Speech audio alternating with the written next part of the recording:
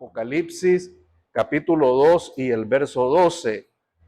Damos la bienvenida a quienes siguen estos mensajes, estos videos. Muchas gracias por compartir con nosotros. Gracias a nuestros pastores y estudiantes que nos ven y a todas las personas que ven estas transmisiones y que posteriormente también ven los videos. Démosles un aplauso de bienvenida. Un placer, un gusto compartir con ustedes. Queremos decirle que si usted quiere venir a nuestra congregación, tenemos servicio los domingos a las 10 de la mañana. Cada domingo a las 10 de la mañana tenemos también los domingos a las 5 de la tarde es servicio juvenil. Si usted quiere acercarse aquí, con mucho gusto nosotros le recibimos sin ninguna presión, sin ninguna obligación, solamente escuchar la palabra de Dios. La eternidad es un tema latente, es un tema presente en la vida de todo ser humano, la eternidad. ¿Dónde vamos a pasar la eternidad? ¿Dónde vamos a vivir la eternidad? Nosotros estamos preparados para la vida presente, pero no estamos preparados para la eternidad. Y la eternidad es algo que toda persona tarde o temprano va a enfrentar. No vamos a morir, solamente vamos a tener una transición de vida. Es decir, vamos a pasar de este cuerpo a el cuerpo espiritual hasta el tiempo de la resurrección de nuestro cuerpo. Pero la eternidad es una pregunta que todo ser humano se tiene que responder. Probablemente usted vea el mensaje, vea el video y usted cuestione, tal vez usted diga, pero yo no creo en eso. Eso no importa, que usted crea o no crea. La verdad es que toda persona tiene que enfrentar la eternidad en un determinado momento. Se va a encontrar en la eternidad. ¿Y dónde pasará la eternidad? La Biblia dice que de tal manera amó Dios al mundo que dio a su Hijo unigénito para que todo aquel que en él cree no se pierda, dice, mas tenga vida eterna. Así es que le animamos a escuchar la palabra de Dios y a tomar una decisión en su vida acerca de la eternidad. Gloria a Dios. Muchas gracias. Apocalipsis capítulo 2 y el verso 12 en adelante. Quiero leer rápidamente de qué vamos a compartir. Se llama el mensaje a Pérgamo. Escribe al ángel de la iglesia en Pérgamo, el que tiene la espada aguda de dos filos. Dice esto: yo conozco tus obras y dónde moras, dónde está el trono de Satanás, pero retienes mi nombre y no has negado mi fe, aún en los días en que Antipas, mi testigo fiel, fue muerto entre vosotros, donde mora Satanás. Dios mío, cada vez que como iglesia nos reunimos, nosotros adoramos a Jesús, pero esta iglesia habitaba donde moraba Satanás. Imagínese usted, qué realidad. Y dice, pero tengo unas pocas cosas contra ti, que tienes ahí a los que retienen la doctrina de Balaam, del profeta, que enseñaba al rey Balac a poner tropiezo ante los hijos de Israel, a comer de cosas sacrificadas a los ídolos y a cometer fornicación. Y también tienes a los que retienen la doctrina de los nicolaitas, la que yo aborrezco. Por tanto, arrepiéntete, pues si no, vendré pronto a ti y pelearé contra ellos con la espada de mi boca. El que tiene oídos, oiga lo que el Espíritu dice a las iglesias. Al que venciere, daré a comer del maná escondido, y le daré una piedrecita blanca, y en la piedrecita escrito un nombre nuevo, el cual ninguno conoce, sino aquel que lo recibe. De eso trata el mensaje a Pérgamo. Y más allá de los datos históricos que podamos dar, más allá de la información geográfica que se pueda dar sobre Pérgamo, Pérgamo era una ciudad en el Asia Menor. Pero más allá de esos datos que pueden ser muy curiosos, porque, bueno, por ejemplo, se dice que en Pérgamo estaba un enorme altar de Zeus, el dios antiguo, que era el dios griego antiguo principal.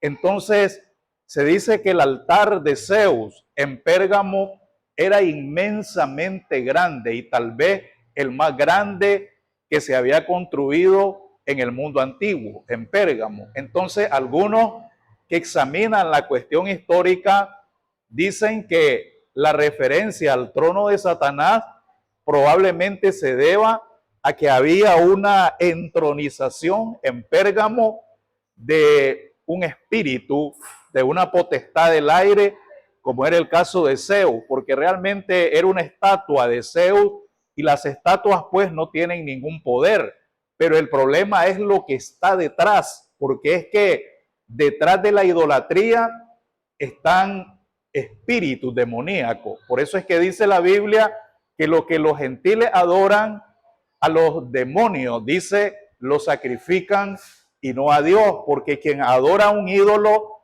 una imagen, no está adorando la imagen en sí, sino está adorando un culto demoníaco. Por eso nosotros no adoramos imágenes, por eso nosotros solo adoramos al único Dios verdadero que existe. No hay otro Dios. La Biblia lo llama el único Dios verdadero y viviente.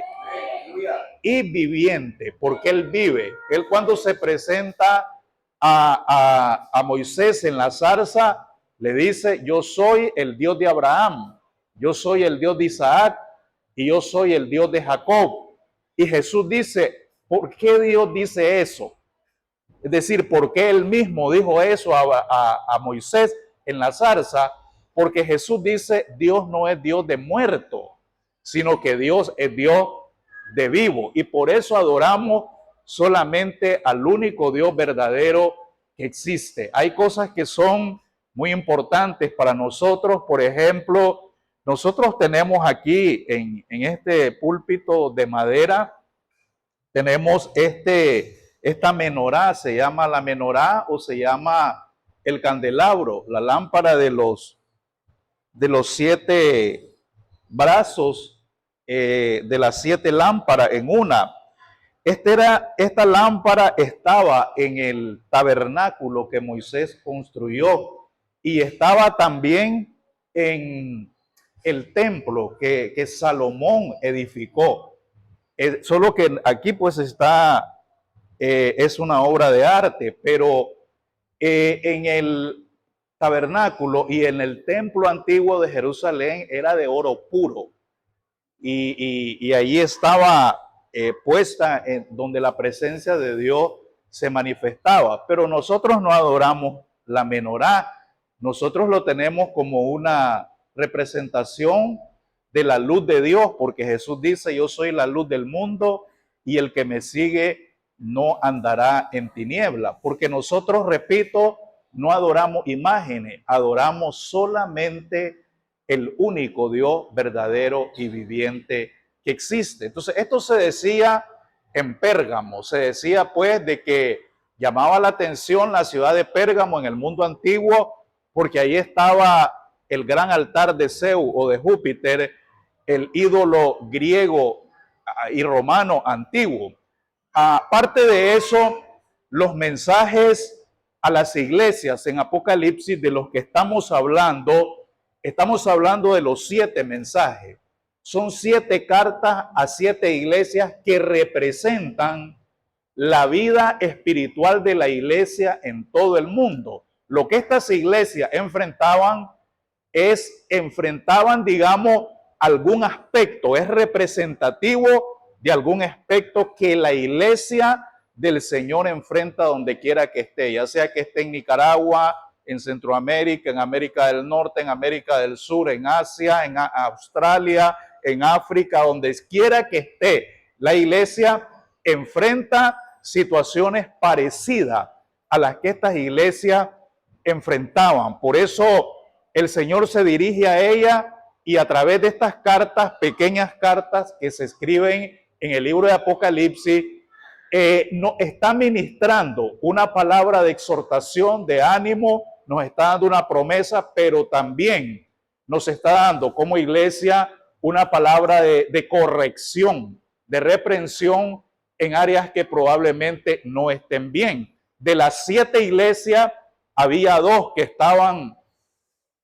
fueron encontradas muy correctamente, fueron encontradas aprobadas en la fe, que fue el caso de la iglesia de Esmirna y el caso de la iglesia de Filadelfia. Las otras tenían serias deficiencias en su funcionamiento, y decimos iglesia no para referirnos al edificio, al templo donde se reunía la iglesia, sino iglesia se refiere a la congregación, es decir, se refiere a nosotros, al sistema de adoración que tenemos al Señor Jesús. Entonces, estos mensajes son como ecos que nos llegaron de la iglesia primitiva, de la iglesia del primer siglo, que impactó aquel mundo con su testimonio, con su valor, con su búsqueda de Dios, con su entrega, con su fe, con su servicio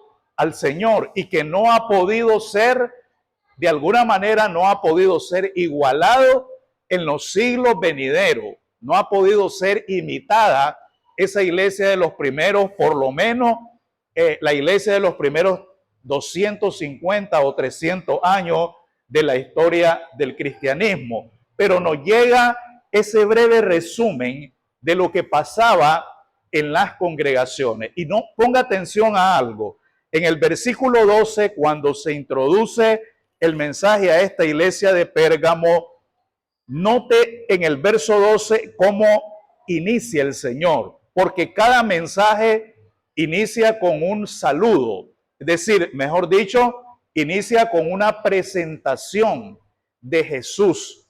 Por ejemplo, a la iglesia de Éfeso, que es el primer mensaje, se presenta como el Hijo de Dios, se presenta como el que tiene las iglesias en su mano, las 7 estrellas, los 7 ángeles, y como el que camina en medio de las iglesias.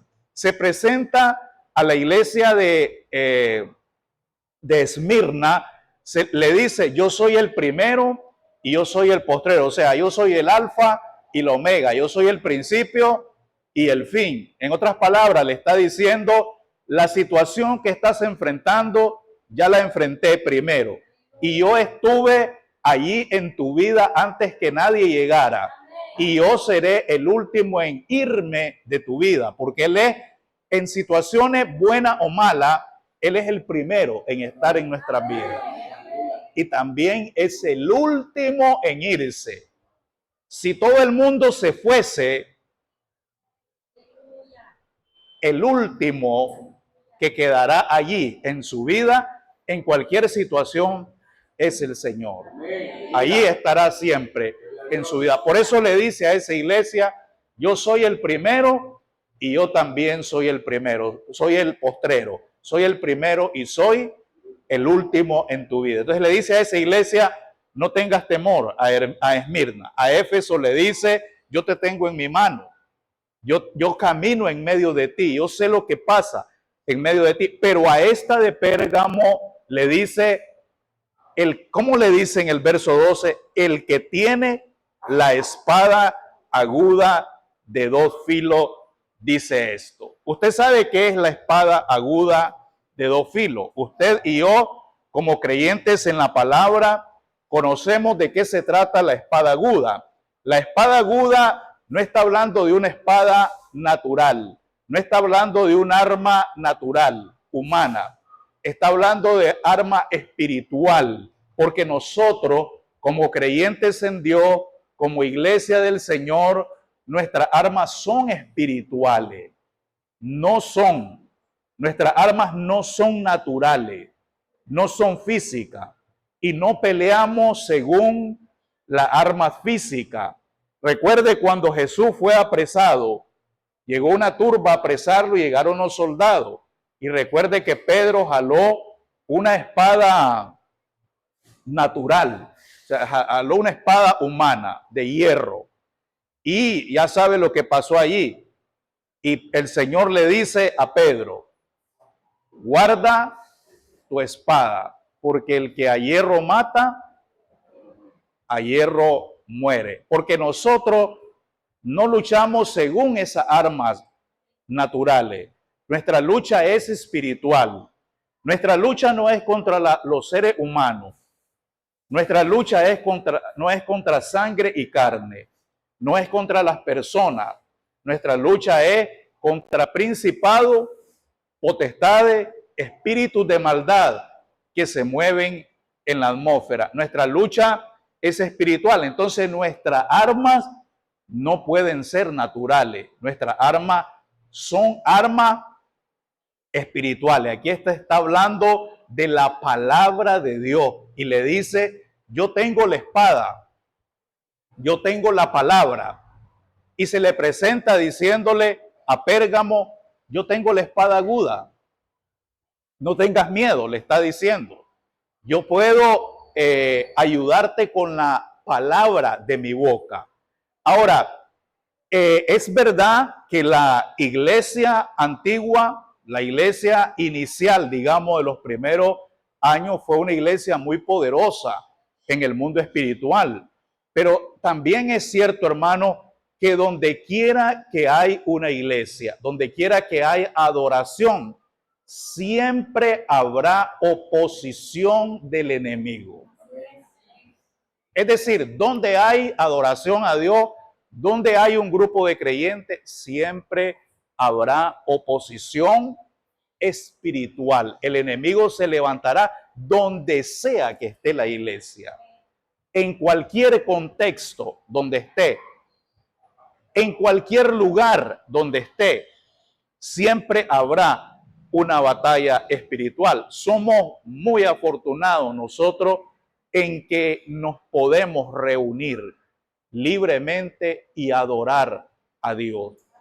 Pero el enemigo siempre se levantará porque cada vez, incluso que en su vida usted busca a Dios, el enemigo siempre se levantará en su vida. En cualquier área, incluso donde usted desarrolle fe, porque hay muchas áreas donde necesitamos fe, desarrollar fe en el área financiera, en el área de la salud, en el área de la familia, en el área de la seguridad, es decir, en tantas áreas de la vida humana, siempre el enemigo atacará ferozmente allí. Siempre lo atacará, siempre tratará de detener la obra de Dios. Es por eso que nosotros debemos de llenarnos de algo que se llama discernimiento espiritual, porque a veces nosotros vemos situaciones, podemos decir, vemos situaciones que están pasando alrededor de nosotros, y muchas veces pensamos, ¿por qué a mí me está pasando eso? ¿Por qué me pasa esto? Pero es que no estamos viendo que detrás muchas veces está la mano de la oposición del enemigo. Y esa arma es espiritual contra nosotros. Ese es el mover espiritual contra nosotros. No, Satanás a usted lo quiere enfermo. Esa es la voluntad del diablo. Y lo quiere físicamente muerto.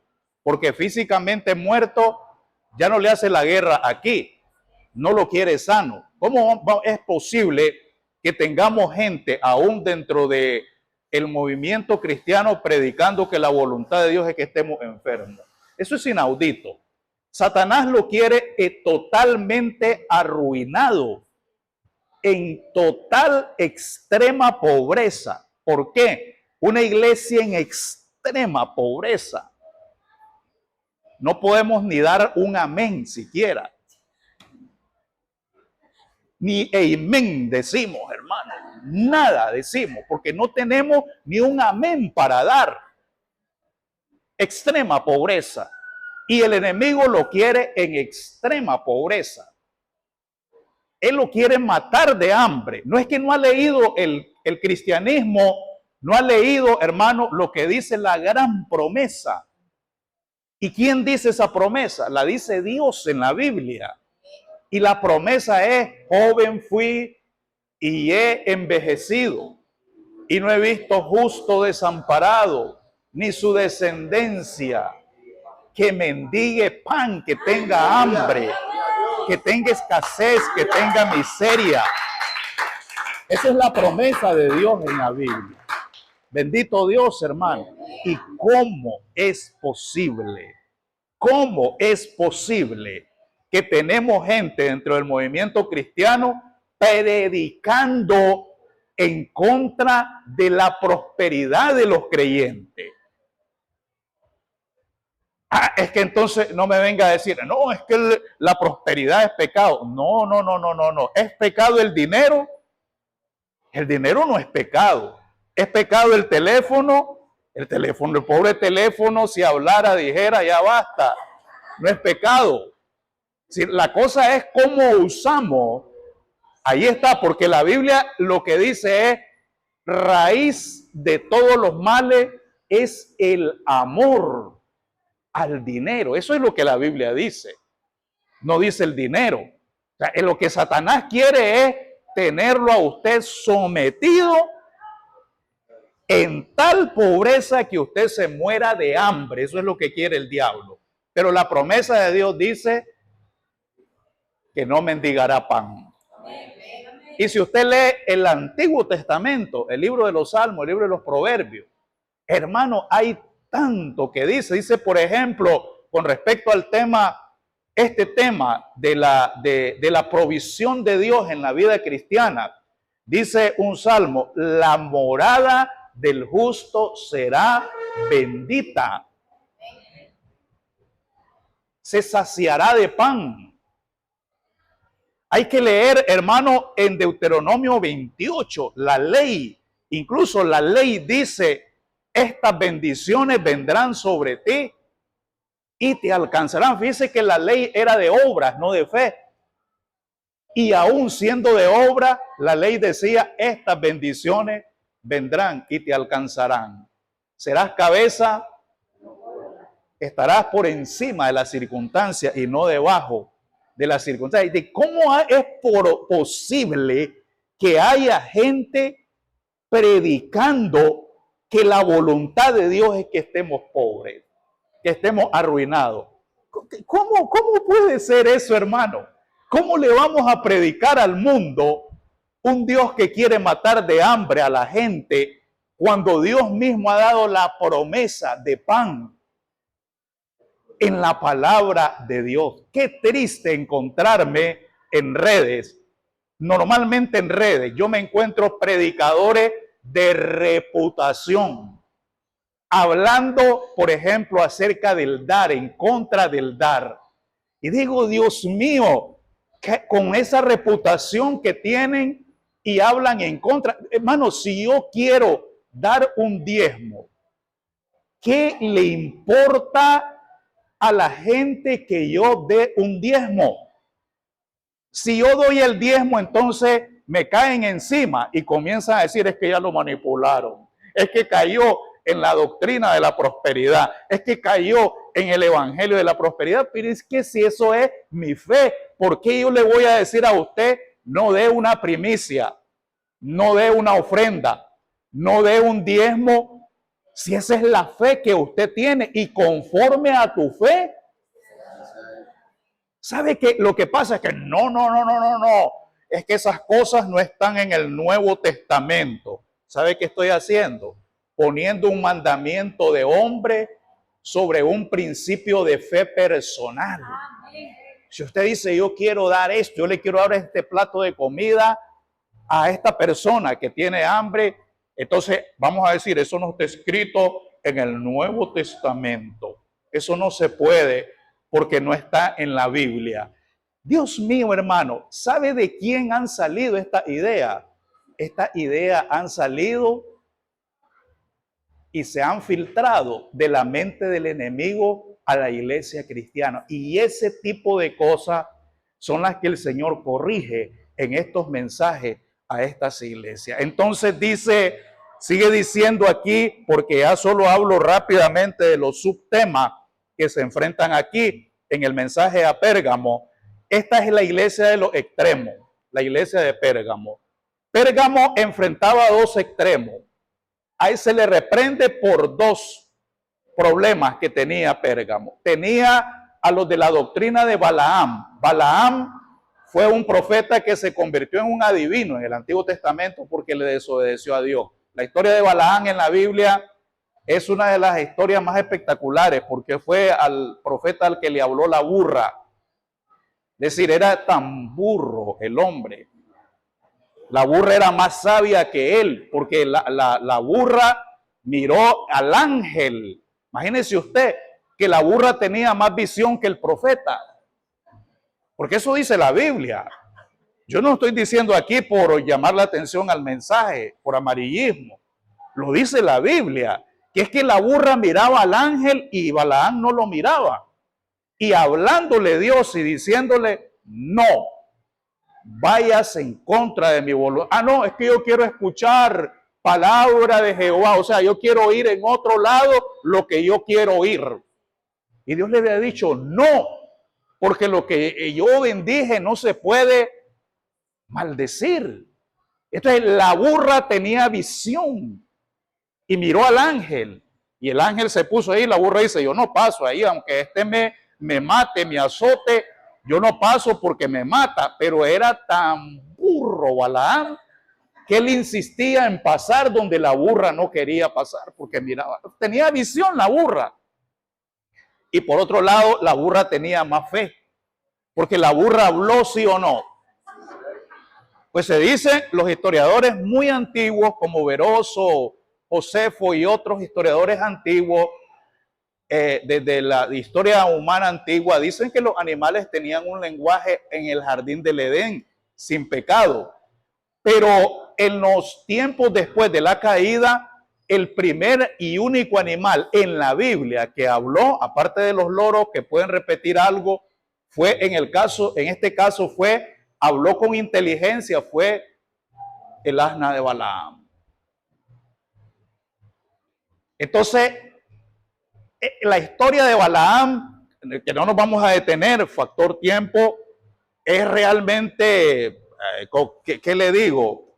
Es como una antítesis de la gente que es decir, del creyente que busca a Dios, de que tiene un corazón sensible a Dios y el que no quiere escuchar, no quiere entender la voz de Dios. Dios ha dicho algo en su palabra y a veces insistimos en escuchar lo que nosotros queremos escuchar y en hacer lo que queremos hacer. La Biblia lo que dice de Balaam es que él amó el premio de maldad. Él amó o sea, lo que él lo llevaba no era el llamado, lo que él lo llevaba era la paga que se le iba a dar, el dinero, la remuneración, económica que se le daría por parte del rey Balac. Y aquí en Pérgamo aquí el Señor menciona que estaban discípulos de Balaam. ¿En qué sentido había discípulos de Balaam? Había discípulos en el sentido de que eran personas que no creían en el llamado, no creían en la consagración, no creían en la búsqueda de Dios, no creían en la adoración espiritual de Dios. Ellos buscaban sus propios intereses. Y cuando en la iglesia se están buscando los propios intereses y no los del reino, entonces estamos cayendo en la doctrina de Balaam. Y luego están los nicolaitas. Los nicolaitas eran una secta. Su fundador dice que era Nicolás. Los primeros padres de la historia de la iglesia dicen que este Nicolás era uno de los 7 diáconos que fue elegido juntamente con Esteban, pero Nicolás se desvió el enfoque y Nicolás cayó en el sensualismo, cayó en lo sensual. Entonces, y se mencionan los nicolaitas en el mensaje a Éfeso, y se mencionan acá, y creo que más adelante también se vuelven a mencionar.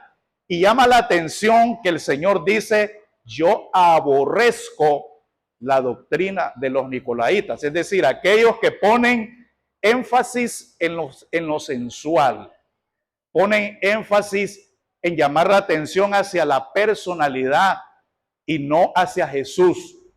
Los nicolaitas habían caído en el gnosticismo, eran gnósticos, porque su enfoque se desvió y decían que el cuerpo en sí se podía hacer lo que uno quería hacer con el cuerpo. Es decir, que de todas maneras el cuerpo es materia y el cuerpo se degradará, y una vez que se muere físicamente se irá al polvo. Y entonces se puede hacer lo que uno quiera con el cuerpo. Y el Señor dice allí que Él aborrece ese tipo de enseñanza. ¿Por qué, hermano? Si usted busca un por qué, probablemente una de las explicaciones es porque el templo es el cuerpo, perdón, es templo de algo más valioso que la menorá, que el candelabro. Esa es el templo del creyente. Es algo, hermano, tan precioso que cualquier templo que podamos construir para reunir a la iglesia. El templo, nuestro cuerpo, es nada menos y nada más que el templo y la morada del Espíritu de Dios que habita en nuestros corazones. Por eso quienes le adoran deben adorarle, dice, en espíritu y en verdad, porque esos adoradores el Padre busca que lo adore. Esos eran los nicolaitas. Y quiero ir terminando rápidamente. Dice que se habla aquí, aparte de los extremos, porque estos eran los extremos, y la iglesia no puede irse a los extremos. Hay que parar los extremos. Tiene que haber un equilibrio. Tiene que haber un equilibrio. Algunas gente me ha dicho: ¿y usted, hermano, cree en el fuego pentecostés? ¿Usted cree en estas cosas que de repente caen sobre la gente? Yo creo en Dios, hermano. Yo creo en la palabra de Dios. Yo no creo en los extremos. Yo creo que uno adora a Dios con conciencia. Uno adora a Dios consciente de lo que uno está haciendo. Si en mi vida, yo en mi adoración, de repente se me mete la locura y comienzo a salir corriendo entre ustedes y comienzo a golpear a los hermanos, de repente eso, hermano, es un extremo. Si usted revisa muy bien ese tipo de cosas, probablemente usted lo va a encontrar entre las prácticas espiritistas que hay en la India y en las religiones orientales, y que se han filtrado al cuerpo de Cristo, a la iglesia. Alguien las filtró, las trajo del espiritismo al cristianismo, a la iglesia, y se han quedado allí y no han pasado por un examen. Y entonces dice, la gente se forma el concepto y dice la gente: ¿eres evangélico? Ah, este es de los que golpea a todo el mundo, que entra en trance, sale como loco, ¿verdad? Dando vuelta como un trompo. Y en la Biblia eso no es adoración, eso es otra cosa. ¿Qué es? Hay que buscarle una definición, pero la adoración a Dios es consciente de lo que nosotros hacemos. Cuando usted se sale de sí, usted puede hacer lo que usted quiera, brincar y hacer lo que usted quiera, pero consciente, ¿verdad?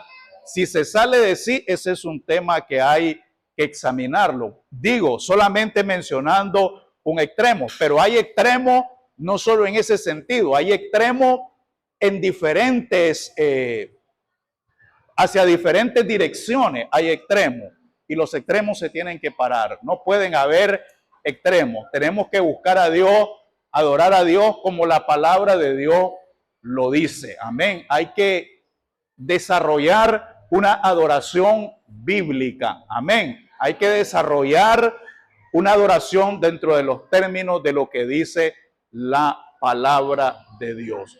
Hace unos años surgió una cuestión y surgió en América Latina especialmente. Y esto surgió y muchos dijimos, esto hay que ponerle atención, mucho cuidado. Y fue la filosofía del encuentrismo. Y la filosofía del encuentrismo violentó grandes doctrinas de Dios. Fue un extremo en el cuerpo de Cristo. ¿En qué terminó? ¿En qué terminó esa filosofía? No terminó absolutamente en nada. Porque realmente cuando la obra es de Dios, la obra permanece. Pero si la obra, si algo, un mover no es de Dios en el cuerpo de Cristo, el fuego de la prueba, la espada aguda de Dios, la palabra de Dios, la probará y la quitará, la cortará de en medio de nosotros. Punto y aparte. Ahora, un punto más. El caso de que se vivía en una ciudad que tenía el trono de Satanás. Es bonito adorar a Dios en libertad. Es bonito glorificar al Señor como congregación. No quiere decir que estos hermanos, decir que donde ellos se reunían, el enemigo llegaba. No quiere decir eso. Pero la ciudad donde estaba sentada esta iglesia, ahí estaba el trono de Satanás. Y lo que eso dice es que en cualquier situación que enfrentemos, sea mala, sea buena, en cualquier situación, el Señor está ahí con nosotros para darnos fuerza, aún donde esté el mismo trono de las tinieblas. Aún donde esté el trono de las tinieblas. Hay que revisar la convicción. Una pregunta, hermano y hermana, usted que mire el mensaje en red, ¿cómo está su convicción? ¿A qué nivel de convicción hemos llegado? Se menciona aquí un personaje que solo se menciona en toda la Biblia una vez nada más. Una vez. Y bueno, otros casos como David, como Abraham, los patriarcas se mencionan en repetidas ocasiones en la Biblia. En Hebreo 11 se menciona una serie de personajes. Pero el caso de Antipas no se menciona en Hebreo 11 y no se menciona en el resto de la Biblia, en todo el Nuevo Testamento. Pero ¿sabe quién menciona a Antipas aquí? ¿Quién era Antipas? Antipas era un mártir. Era probablemente uno de los pastores de la iglesia en Pérgamo, que había sido martirizado por causa de su fe, había entregado su vida por el testimonio de Jesús. ¿Y quién habla de Antipas aquí? Aquí habla Jesús. El único lugar en la Biblia donde se menciona en el sentido de tener convicción irrevocable. ¿Cómo está su convicción? Su convicción está aguada. Su convicción está gelatinosa, flexible. ¿Cómo está su convicción? ¿O su convicción es irrevocable?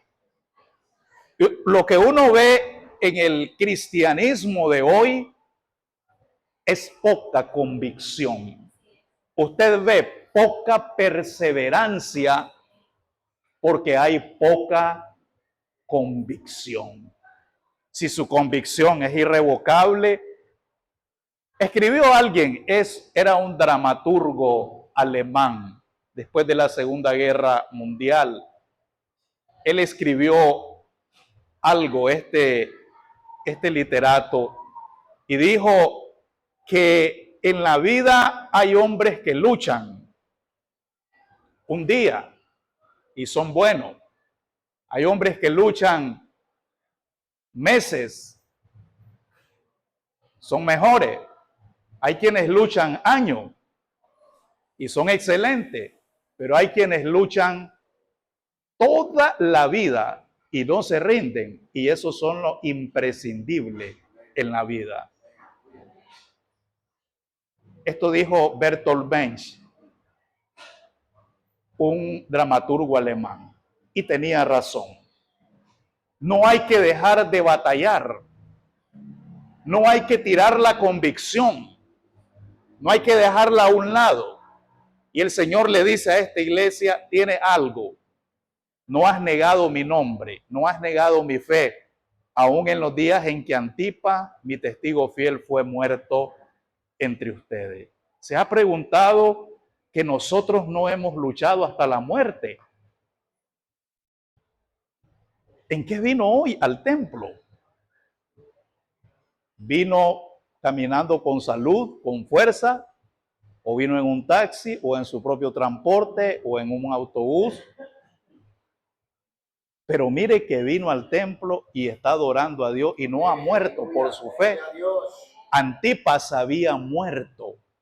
Y el elogio a esta iglesia es, aun cuando mi siervo Antipas murió, mi testigo fiel, porque es que el Señor habla de los que han sufrido por causa de la fe. Habla de manera elogiosamente grande. Cuando usted lee el libro de Apocalipsis, se habla de los mártires como digamos, un grado de fe, tal vez el grado de fe más alto que una persona puede alcanzar. Cuando se habla de los mártires, porque entregan su vida por Jesús. Y por eso era que la iglesia de los primeros siglos cayó incluso en un pequeño extremo, y es que buscaban el martirio.